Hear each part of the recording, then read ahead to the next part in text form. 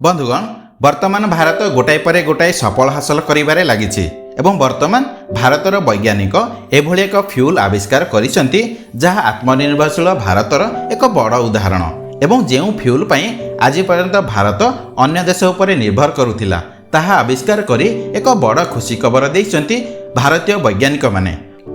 वैज्ञानिक माने एभली फ्यूल प्रस्तुत करिसंती जहा अनेक प्रकार मिसाइल एवं एयरक्राफ्ट इंजिन रे व्यवहार करा जाय परिबो एवं सबुठारु आश्चर्यजनक कथा हेउछि जे एही फ्यूल जे कोनोसी मिसाइल किंबा एयरक्राफ्ट इंजिन रे व्यवहृत हेबा मात्रे ताहार शक्ति 2 गुण होइजिबो अर्थात भारत गोटाए गुली रे दुईटी शिकार करिबाकू जाउछि एवं आपण जानिथिबे जे आजि मध्य भारत रे एपरि अनेक मिसाइल व्यवहार करा जाय जेउथरे व्यवहार करा जाउथिबा फ्यूल विदेशरू आसीथाय किंतु एही नूतन फ्यूल आविष्कार परे भारत आउ अन्य देश उपर निर्भर करिबो नाही तेणु संपूर्ण विषय कौन जानिबा पई वीडियोटी शेष पर्यंत देखंतु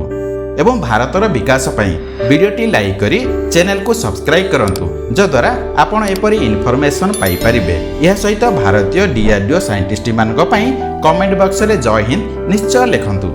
बंधुगण वर्तमान समय रे भारतर डिफेंस इक्विपमेंट दिनकु दिन डेवलप हेबारे लागिछि मिसाइल हेउ एयरक्राफ्ट हेउ किंबा रॉकेट हेउ सबु फील्ड रे भारतर वैज्ञानिक निजर टैलेंट देखाउछंती जेउथि पई आज भारतर डिफेंस इक्विपमेंट किनिबा पई अनेक देश लाइन लगाइछंती एवं कोन आपण जानती कि एही मिसाइल एयरक्राफ्ट एवं स्पेस रॉकेट रे आजिकाली कॉमनली केउ इंजिन लगा जाउछि सेही इंजिन हेउछि रामजेट इंजिन कारण एही इंजिन रो मेकानिज्म बहुत सहज यह सहित यह अधिक हाई स्पीड सहित पावर देइथाय एवं 1960 दशकरू अमेरिका परि देश एपरि इंजिन व्यवहार करि आसुछंती किंतु सेमाने एथिरे व्यवहार करा जाउथिबा फ्यूल को कोनोसी डेवलप करि पारि नाहंती एवं आपनको जानिबा पई कहबो जे एही इंजिन भारतर सबुठारु उन्नत तथा विपदजनक मिसाइल ब्रह्मोस रे मध्य व्यवहृत हेउछि एवं केवल ब्रह्मोस नुहे भारत रे एपरि अनेक मिसाइल रहिछि जेउथिरे एही रामजेट इंजिन व्यवहार करा जाउछि किंतु एही इंजिन रे जेउ फ्यूल व्यवहार करा जाउछि ताहा आज भी आमको रूसिया रु आमदानी करबाकू पड़ुछि रिपोर्ट अनुसार 2024 मसीह रे भारत एही इंजिन रो फ्यूल को रूसिया रु बहु परिमाण रे आमदानी करिछि किंतु वर्तमान भारतर DRDO और DRDL defence research and development laboratory एक फ्यूल प्रस्तुत करिसंती जहाको आमे रामजेट इंजिन भितर व्यवहार करि परिबा